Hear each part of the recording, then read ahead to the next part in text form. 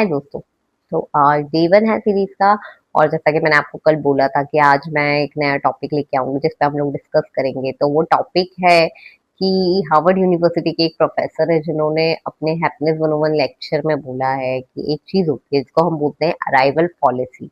और I think 30s में आने के बाद हमको ये बहुत ज्यादा फील होती है, बिकॉज क्या होता है कि ऑल ऑफ अ सडन हमारे सारे गोल्स जो होते हैं वो इस एज के आसपास ही अचीव होने लगता है। जैसे कि कई लोगों को रहता है कि हमारी शादी हो जाए, ये उनका अल्टीमेट गोल होता है। शादी, घर बनाना, करियर में एक प्रमोशन और एक पर्टिकुलर सैलरी जो हम सोच के चलते हैं कि इतनी कम को कमाना है। तो ये सब चीजें ना ऑलमोस्ट 30 के आसपास हमको मतलब अचीव होती है। अब अराइवल पॉलिसी बोलता है कि आप जो होते हो वो आप क्या करते हो कि अपने किसी एक गोल को सेट करते हो, और उस गोल को सेट करने के बाद आप बोलते हो कि जब ये गोल अचीव होगा तभी मैं हैप्पी होऊंगा। पर आप जो जर्नी उस चीज के लिए कर रहे हो, आप उसमें हैप्पी नहीं होते हो। लेकिन अल्टीमेटली क्या होता है कि जब आप उस पॉइंट पे एक्चुअली पहुंच जाते हो, जब आपको हैप्पीनेस मिलना चाहिए, तो आप एक दिन खुश होते हो, मे बी 2 दिन खुश होते हो, फिर उसके बाद आपको सडनली ब्रीफ मोमेंट के बाद, जो हैप्पीनेस का ब्रीफ मोमेंट है, उसके बाद आपको ऐसा फील होता है कि यार क्या सच में मुझे इसके लिए इतना खुश होना चाहिए? क्या सच में यही वो खुशी थी? क्या यही वो अचीवमेंट था?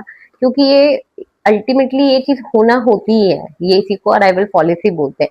इसीलिए अगर आपको कोई भी गोल सेट करना है आप करो, बट अपनी हैप्पीनेस को उसके साथ अटैच मत करो। आपको क्या करना है कि आपको खुश होना है तो आपको उस जर्नी के ऑल ओवर, यानी पूरी जर्नी के थ्रू में खुश हो, ना कि एक पॉइंट पे आगे। जैसे कि अगर आप मान लो आपको स्पीति वैली जाना है तो आप क्या करोगे?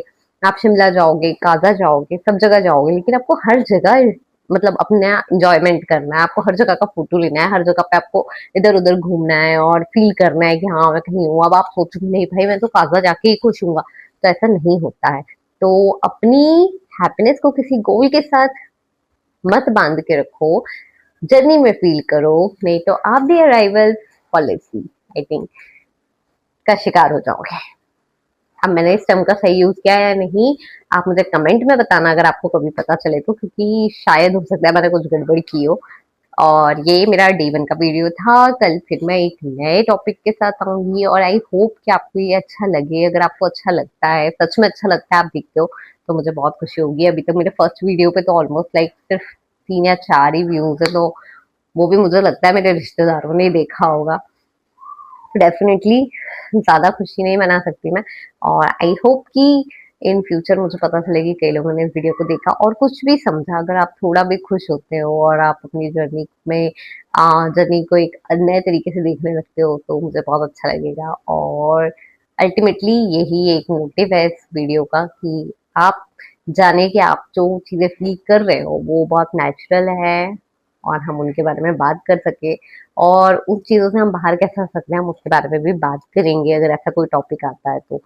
अगर आपके पास ऐसा कोई टॉपिक है जो आपको लगता है कि मुझे कवर करना चाहिए, इस सीरीज का नाम मैंने रखा है अनस्क्रिप्टेड 30s। मतलब कि जो लोग 30s में हैं और उनके इस एज में हम लोग जो फील कर रहे हैं, ऑल ऑफ अ सडन हमारी लाइफ में जो चेंजेस आ रहे हैं, जो हम नोटिस कर रहे हैं, मेच्योरिटी आ रही है, शादी के लिए प्रेशर हो रहा है, ये हो रहा है, वो हो रहा है, वो सारी चीजों पे हम बात करेंगे एक एक करके। और उससे रिलेटेड अगर मुझे कुछ अच्छी थ्योरीज मिलेंगी तो मैं आपको जरूर शेयर करूंगी। जैसे कि ये मुझे पता चली थी कि ये अराइवल पॉलिसी की जो भी थ्योरी है या समथिंग कुछ है, और अगर आपको इसके बारे में पढ़ना हो तो आप प्लीज सर्च करना हैप्पीनेस 101 के बारे में। ये एक लेक्चर है जो कि हार्वर्ड यूनिवर्सिटी में दिया है। तो अब मैं मिलती हूँ आपसे कल, और तब तक के लिए बाय बाय।